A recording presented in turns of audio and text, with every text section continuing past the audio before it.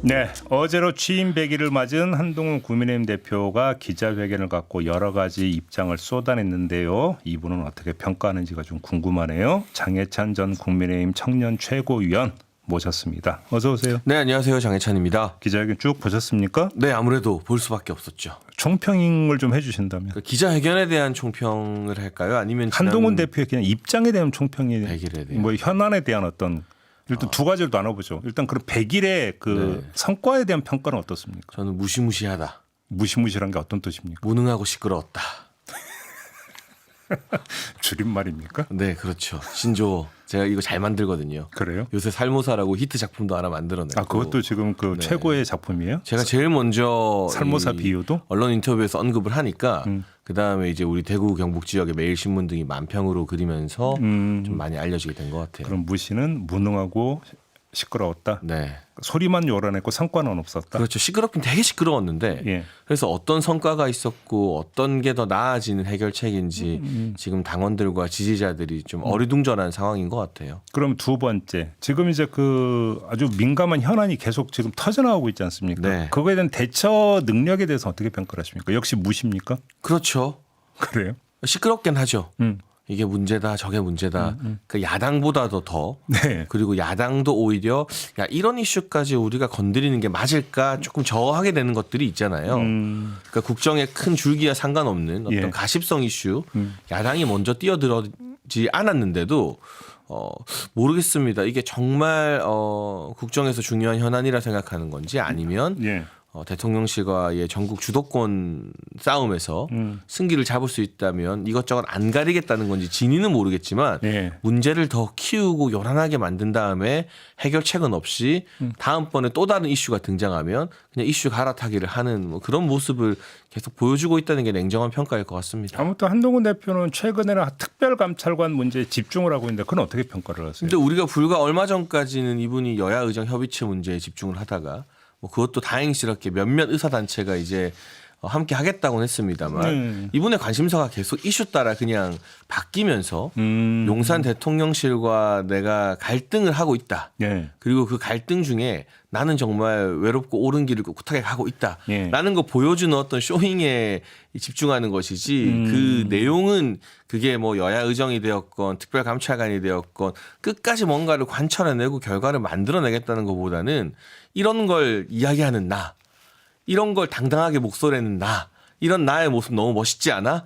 이렇게 좀 심취해 있는 것 같거든요. 그러면 뭐 홍준표 대구시장이 이제 자주 쓰는 표현, 이른바 관종 정치에 불과하다 이런 말씀이실까요? 그건 이제 김태흠 충남도지사께서도 그런 관종이나 검찰스러운 모습을 버려야 한다고 이 쓴소리를 하셨는데 네. 그 쓴소리 했다가 한동훈 대표에게 항의 전화 받았다는 거잖아요.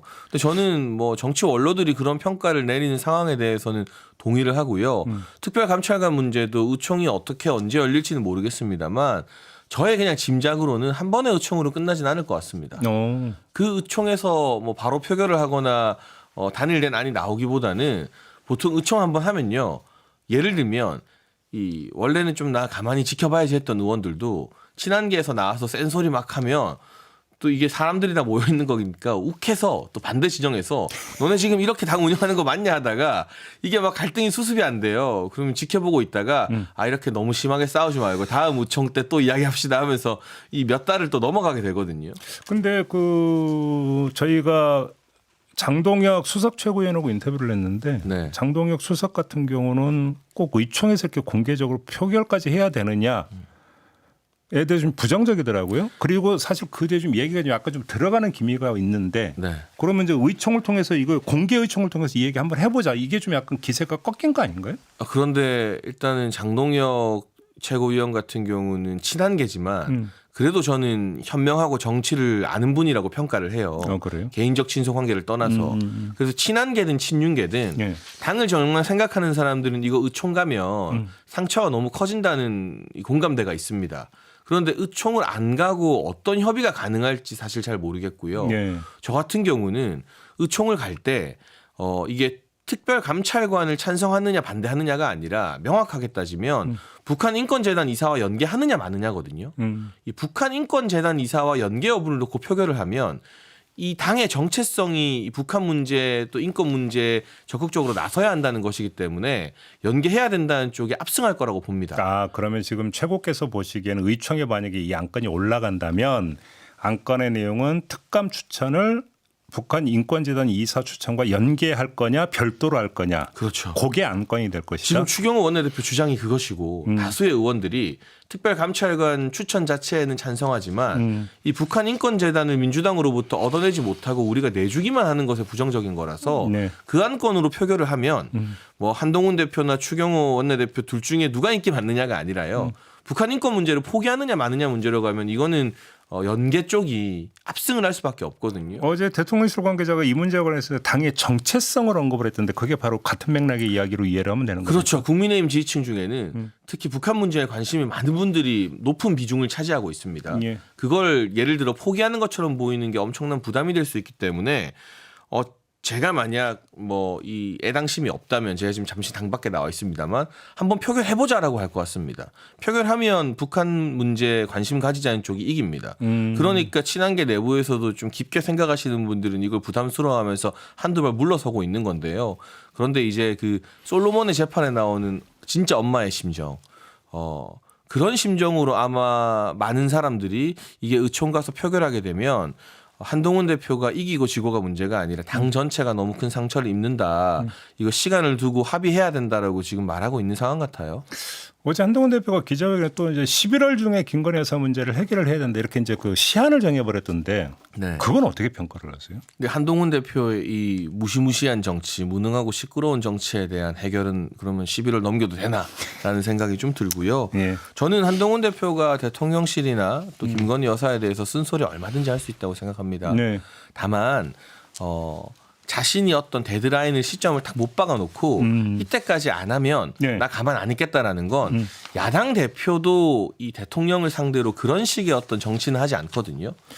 그러니까요. 그 예. 방식과 그 우악스러움에 그러니까 이거 예를 들면 너 다음 달까지 자백 안 하면 나 너 기소할 거야라는 철저한 검찰식 정치잖아요. 그러니까 이게 김태흠 지사가 말했던 검찰스러움을 버려야 된다는 거거든요. 그러니까 많은 의원들이 저랑도 뭐 통화하는 분들이 굉장히 많은데 한동훈 대표의 내용보다는 그 방식과 태도가 문제다라고 지적을 합니다. 근데 예. 정치는 사실 태도와 방식이 거의 전부나 다름없는 부분이라 그 부분에 대한 고찰과 반성이 없으면 당내에서 소위 말하는 친한계나 우군들이 점점 더 떨어져 나갈 수밖에 없을 겁니다. 알겠습니다. 우리 최고께서 오시는 날 하필은 이 보도가 나와서 안 여쭤볼 수가 없는데 아 벌써 한동훈 대표 이야기 끝났나요? 네. 좀 여쭤볼 거 많아요. 싶은데, 네. 강남 가로수길 화랑 건물에 있었다라는 강남 사무실, 네. 이른바 비밀 사무실, 그냥 거두절미하고 네. 가보신 적 있으십니까? 저는 대선 때 전국의 청년 조직을 관리하고 만드느라 바빴기 때문에 네. 제가 뭐 다른 거 막 제가 모든 걸 다 알 수도 없는 거고요. 네. 저는 전국 돌아다니면서 청년들 만나느라 바빴다. 가본 적 없으세요? 잘 모르겠습니다. 저는 아, 잘 모르겠다. 이게 뭐 저는 가본 적이 없어요. 그래요? 네. 그러면 이런 사무실이 있다는 얘기는 들으셨습니까? 근데 워낙 대선 때 많은 정보들이 오가고 많은 이야기들이 오가가지고 네. 이 보도를 제가 지금 못 보고 들어왔거든요. 아침에 일어나자마자 와서 작가님이 그냥 귀띔해 주신 것만 네. 봤는데 이게 뭘 말하는지는 제가 좀 더 파악을 해봐야 될 것 같고요. 혹시 그러면 김방은, 김용식 남매 이름은 혹시 들어본 적 없습니까? 그러니까 이 정치권에 굉장히 많은 분들이 왔다 갔다 하잖아요. 예. 저는 뭐 그 중에 방금 말씀하신 두 분 중에 한 분 정도는 제가 뭐 이름을 들어봤고 아, 그래요? 그렇습니다. 뭐 제가 일부러 지금 다 잡아떼는 게 아니라는 게 느껴지시죠? 제가 아는 건 안다고 하니까. 그러면 그 두 네. 명 중에 어떤 분의 이름을 들어보셨어요? 그걸 제가 또 그 두 분이 막 그렇게 정치적인 막 유명 인사도 아닌데 네. 누구를 콕 집는 건 그렇지만 어쨌든 예. 둘 중에 한 분 정도는 제가 그 뭐 김용식 씨 같은 경우는 그 인수위 저기도 참여를 했던 것 같은데 혹시 아십니까? 그 제가 인수위에서 봤는지 어디 단계인지는 모르겠지만 대선을 하면 정말 예. 많은 분들이 이 선거에 참여하겠다, 돕겠다 이러면서 그 수천 수만 명이 또 왔다 갔다 하잖아요. 근데 그러니까 김용식 씨 같은 경우는 그러니까 대통령 당선인 비서실로 들어갔다고 지금 뉴스타파가 보도를 했는데 당선인 비서실로 들어갔다면 상당히 가까운 관계라고 봐야 되는 거 아닙니까? 그러니까 그 구체적인 어떤 직책이나 예. 역할에 대해서는 제가 정확하게 기억이 나지 않고요. 왜냐하면 저도 당선인 비서실 소속이었거든요. 그러면 더 잘하실 거 그런데 아닙니까? 그 당선인 비서실 소속 멤버들이 예. 똑같은 사무실에 같이 있었던 건 아니에요. 아니 비서실 멤버가 몇 명이나 되는데 그렇게 근데 따로따로 저도 이제 인수위 때 기억을 돌이켜 보면 예. 당선인 비서실에서 청년 보좌역을 하면서 동시에 인수위에 또 청년 소통 TF 단장을 했는데 네. 저 같은 경우는 그 TF 일이 또 주된 업무다 보니까 주로 바깥으로 이제 TF 일을 하러 다녔고 그 안에서도 예를 들면 인수위의 어떤 직함 같은 경우는 대선 때 좀 공을 세우거나 기여한 분들에게 또 이 인수위 역할도 하지만 어떤 명예적인 의미도 상당히 있죠, 정치권에서는. 그래서 인수위 내에서 막 자문위원, 뭐 상임자문위원 이런 자리도 숫하게 많아서 한 공간에서 보고 일을 한 기억은 저는 없습니다. 다만 제가 아까 말씀드린 것처럼 그분 중에 한 분은 제가 모르는 분은 아니다. 이 정도가 제가 뭐 아는 걸 그대로 그냥 솔직하게 말씀드리는 근데 거예요. 그 지켜보는 입장에서는 당선인 비서실에서 일을 한 사람이라면 네. 정부가 출범하면서 용산 참모진이 꾸려질 때 네. 거기에도 참여했을 가능성이 상당히 높다고 봐야 될 것 같은데 혹시 그런 얘기는 못 들으셨습니까? 그건 아닌 것 같아요. 아니다. 왜냐하면 인수위에 몸담았던 분들 중에 대통령실이나 정부 부처로 안 간 분들도 또 상당히 많거든요. 비서실이기 때문에 여쭤보는 거예요. 네, 근데 뭐 제가 100% 확인되는 건 아닌데 네. 제가 아는 지금 기억으로는 그것도 뭐 벌써 거의 3년 전입니다만 네. 그 이후에 어떤 정부 부처나 대통령실 참모가 됐다. 저는 그런 이야기는 못 들어본 것 같아요. 그래요. 네, 네. 그 얘기는 못 들었다. 네, 그럼 하여간 한 명 이름을 들어봤다는 거 김용식 씨 맞네. 그죠? 근데 뭐 그거는 제가 네. 안 유명한 분들, 정치인이 아닌 분들 실명을 제가 굳이 뭐 확인하고 하기는 네. 좀 그분들을 위해서도 네. 이게 보도 취재 윤리나 이런 차원에서도 조금 아닌 것 같아요. 알겠습니다. 요 질문 여기까지 드리고 네. 명태균 씨 아십니까? 아니, 저 들어야 봤지만 뭐 자세히 본 적이 있거나 그러진 않습니다. 네. 그래요? 네. 그거는 근데 저만 그런 게 아니라요. 네. 사실 지난 대선 과정에서 가장 초창기에 합류해서 윤석열 대통령의 공개 일정뿐만 아니라 비공개 일정 관리도 다 했던 사람이 바로 이번에 구미을에서 당선된 국민의힘 강명구 의원이거든요. 네. 근데 강명구 의원도 여러 인터뷰에 나와서 본인이 공식 비공식 일정을 다 총괄했지만 자신은 명태균 씨를 본 적도 없다, 네. 모른다라고 했어요. 그래서 이분이 뭔가 이 캠프 내에서 뭐 상시로 등장하거나 얼굴을 알리거나 뭐 이게 직접적인 대통령과의 만남이 뭐 모르겠습니다. 어느 시점까지인지는 모르겠습니다만 이 주변 참모들이나 측근들이 알 정도로 많았다는 건 아닌 것 같아요. 그런 거 물론 지금까지 쏟아져 나왔던 모든 보도를 종합을 해도 명태균 씨가 캠프 사무실에 직접 등장했다는 보도는 아직은 없어요. 네, 네. 그렇기 때문에 대면 접촉은 모르겠는데 네. 근데 신용환 교수가 지금 제기한 거 보면 명태균 보고서가 대선 당일에도 공유가 됐다라는 거잖아요. 네. 이건 혹시 알고 근데 계셨습니까? 제가 그 이야기를 듣고 네.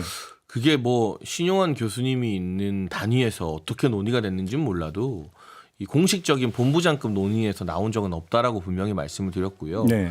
또 처음에는 뭐 민주당이나 이분이 어쨌든 민주당으로 넘어간 분이잖아요. 영입 인재로 지난 총선 때.